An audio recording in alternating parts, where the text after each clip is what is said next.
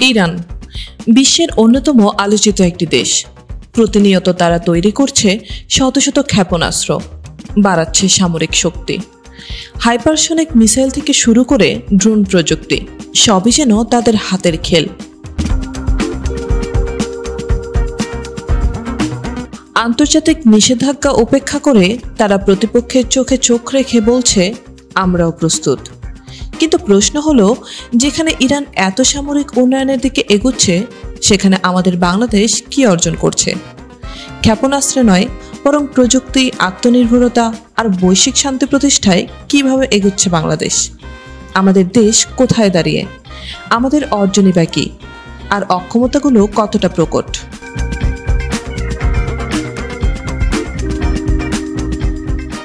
Iran আজ নিজের প্রযুক্তিতেই তৈরি করছে 2000 কিলোমিটার রেঞ্জের ব্যালিস্টিক ক্ষেপণাস্ত্র। ড্রোন ব্যবস্থায় তারা মধ্যপ্রাচ্যের মধ্যে শীর্ষস্থানীয়। শুধু সামরিক সক্ষমতাই নয়, তারা নিজেদের আত্মরক্ষায় এতটাই আত্মনির্ভর যে আন্তর্জাতিক নিষেধাজ্ঞা থেকেও বেরিয়ে এসেছে শক্তভাবে। ইরানের সামরিক খাতে বরাদ্দ প্রায় $25 বিলিয়ন। প্রতিরক্ষা শিল্পে হাজার হাজার মানুষ কাজ করছে। তারা শুধু ক্ষেপণাস্ত্র নয়, ইলেকট্রনিক ওয়ারফেয়ার, সাইবার আর্মি, এমনকি আন্ডারগ্রাউন্ড মিলিটারি বেসও তৈরি করেছে।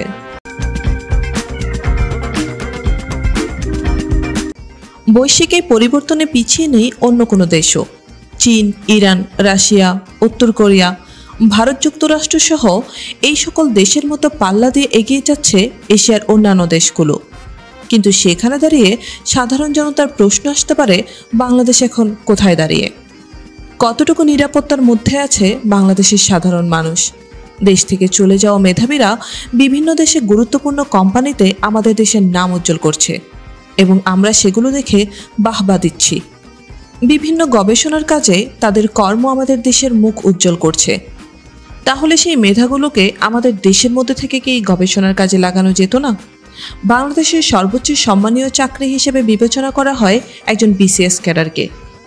একজন ক্যাডারকে শুরু থেকেই বিভিন্নভাবে চাপ প্রয়োগ করা হয় সিলেবাসের গণ্ডির মধ্যে আবদ্ধ হওয়ার জন্যে।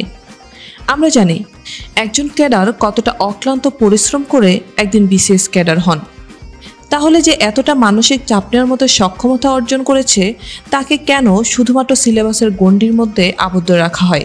কেন কোনো গবেষণার কাজে ব্যবহার করা হচ্ছে না? বাংলাদেশে কি তৈরি করা সম্ভব ছিল না একজন বিশ্বমানের পরমাণু বিজ্ঞানী?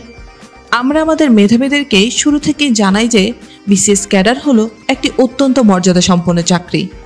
একবারে সেই চাকরি পেয়ে গেলে পরিবার, সমাজসহ নিজের নিরাপত্তা নিশ্চিত হয়ে যায়। আরাম করা যায় ঠান্ডা এসির নিচে বসে, বান্ডেল বান্ডেল কাগজ সই করা যায়, যা অত্যন্ত মর্যাদাপূর্ণ। কিন্তু তাদের সেই সম্ভাবনাময় মেধাকে কখনোই জানান দেওয়া হয় না যে তাদের দেশের জন্য কিছু কর্তব্য রয়েছে। পরাশক্তি দ্বারা বাংলাদেশে আক্রান্ত হলে একইভাবে তারাও আক্রান্ত হবে, কিন্তু আমাদের কোনো প্রতিরোধ ব্যবস্থা নেই। এইসব নিয়ে ভাবার জন্য প্রণয়ন করা হয়নি কোনো নীতিমালা। কেননা এগুলো নিয়ে ভাবতে গেলেই খরচ করতে হবে গাদা গাদা টাকা, বরাদ্দ করতে হবে কোটি কোটি টাকা। তাহলে এখন বাংলাদেশের মানুষের করণীয় কি? তারা কি শুধু কখনো যদি এই দেশে ক্ষেপণাস্ত্র হামলা হয় সেই হামলার শব্দ শুনেই স্তম্ভিত হয়ে রবে? বাংলাদেশ হয়তো নিজেকে ভবিষ্যৎ উন্নয়নের জন্য প্রস্তুত করছে, কিন্তু আত্মরক্ষা ছাড়া সেই উন্নয়ন স্থায়ী নয়। সম্পূর্ণভাবে নিজেদেরকে উন্নত দাবি করতে হলে উন্নয়নের পাশাপাশি প্রতিরক্ষা ব্যবস্থাকে উন্নত করতে হবে। তাহলেই শুধুমাত্র ভারসাম্য আনা সম্ভব।